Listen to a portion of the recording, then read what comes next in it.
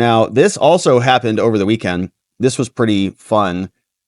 Tim Walz squirming all over the Sunday shows, including on Fox News with Shannon Graham, and got asked several questions about things that he claimed happened at the debate with J.D. Vance. One of those claims was about this woman, Amber Thurman, and we looked that up in the middle of the debate, actually fact-checking them in real time to learn more about that, and it turns out there were complications from an abortion pill is what happened here ultimately.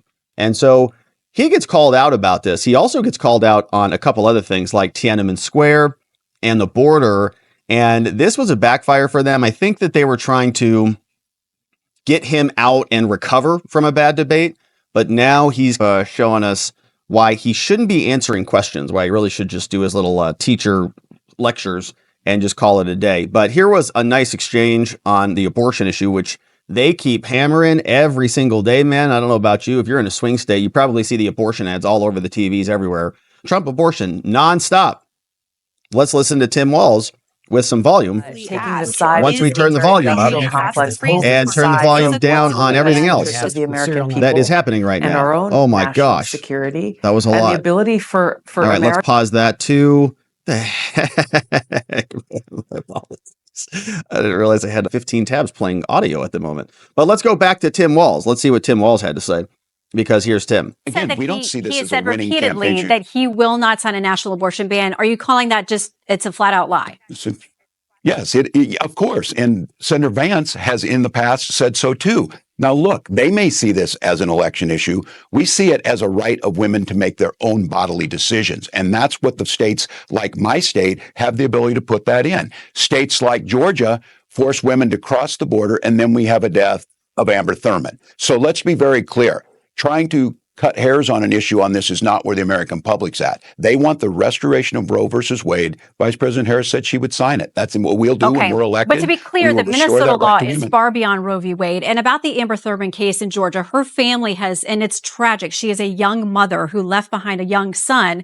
But what her family has said is it was a complication from an abortion pill that she received, and she didn't get proper care when she went to a Georgia hospital, which had multiple opportunities to intervene there. Her own attorney, the family's attorney, says it wasn't the Georgia law, it was the hospitals, what he claims is malpractice, not treating her when she clearly showed up in distress and still had the byproducts of her pregnancy because of that rare complication from the abortion pill. So just to be clear on the Georgia law and how her family and her attorney sees it.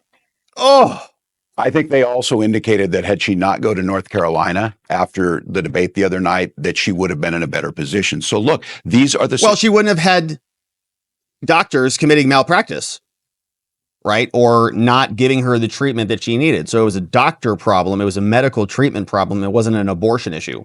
In fact, she was in the middle of her abortion. Maybe if she didn't have an abortion, hypothetically, maybe she wouldn't have had those complications from that pill.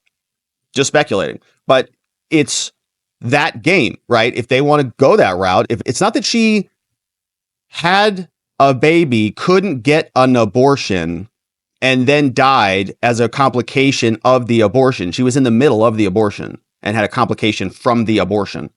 And they've been spreading that lie around constantly. And good for Shannon for calling him out on that. Whew. Situations you're going to get into when you take this decision and put it in the hands of politicians like Donald Trump, rather than women and their doctors. We trust women, we trust doctors, and we know the outcomes of that are better. Okay, well, you keep bringing up Shannon, you keep bringing up Amber Thurman, and you are mislabeling that as an abortion death when it was a medical malpractice death. And so here's another one from Tim Walz. The vice president has made it clear that she has policies that make a difference. Her border policies are the most strongest, the fairest we've seen. But now, Governor, he didn't even believe that. Did you see his facial feature? Hers are the strongest, and he furrow his brow extra hard right there. A lot of people, including your own party, would not join that statement. There are millions of people who have come here over the last few years that they see this as an open policies.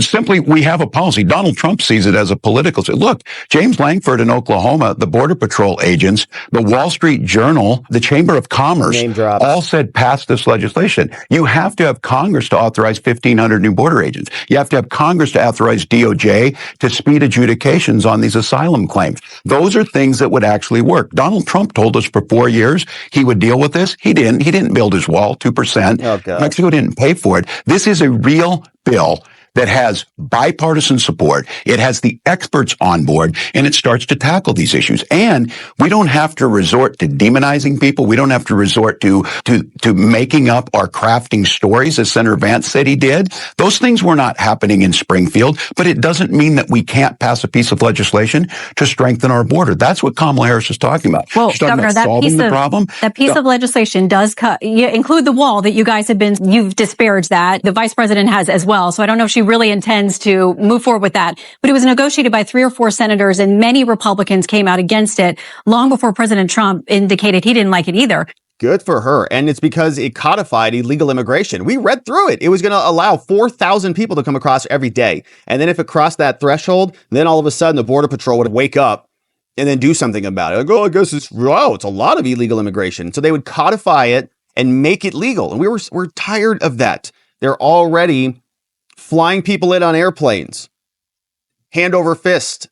And it's not a tough policy, right? And you can see his facial feature right even there. I think you can see that, right? Policies that make a difference. Her border policies are the most strongest, right there, fairest we've seen. Now, Governor, are the strongest and most secure. Oh gosh, Tim, you don't even believe your own garbage coming out of your mouth. You had to swallow through that one because it was not palatable. You could feel it. Hilarious. Now, here's the final one from Tim, and then we'll move on because it's Tim and we can only take so much. But here's another exchange, and she was going after him on the Tiananmen Square stuff. He says, I don't think people care. Maybe not about one misspeak or one flub, but it's not just one misspeak or one flub. It's constant, one after another. It's constant with him. And these are important things when you're the president or the vice president. You can't just be shooting from the hip, making crap up all the time. Like I've been to China, or like I travel through the foothills of the Himalayas with Xi Jinping, or whatever the hell Joe Biden says all the time, right? This stuff starts to add up, and then people start to realize you're a joke or a liar. Came out against it long before President Trump indicated he didn't like it either. Listen, before we go, because I wish that we had a full hour, I want to give you a chance, because you called yourself a knucklehead this week, to talk about some of your misstatements. Yeah. You've modified your story or explained that you misspoke about things involving your military rank, about carrying a weapon in war, your 1995 DUI arrest, using IVF to have your beautiful children got from home, being in Hong Kong and China in the summer of 1989 during the Tiananmen events. A lot of people would say they couldn't get away with saying, I'm just too passionate, my grammar's not right, I'm a knucklehead. What do you say to the American people who think, I don't know that I can trust this guy with all those modifications to be the potential commander-in-chief of this country? Yeah, I think they heard me the other night speaking passionately about gun violence and misspeaking. And I got to be honest with you, Shannon, I don't think people care whether I used IUI or IVF when we talk about this. What they understand is Donald Trump would resist those things. Look, I speak passionately. I had an entire career, decades before I was in public office. No, he wouldn't. They know, and I'm very proud of my 24 years in service and my record. I have never disparaged someone else in this, but I know that's not what Donald Trump does. They disparage everyone. The personal attacks. I will own up when I misspeak. I will own up when I make a mistake. Let's be very clear. Yeah, he's a knucklehead. Lying about his military service, lying about how he got his kids, lying about his trips to China, lying about his recipes. Guy lies about everything. Calls himself a knucklehead, which is what happens when you put a whoopee cushion under somebody's seat. Oh, you knucklehead. You got grandpa again. You know what I'm saying? Knuckleheads. It's not lying about your military career and stealing valor from the people who actually carried weapons of war in war. Not like you there, Tim. All right, he's out trying to make an appearance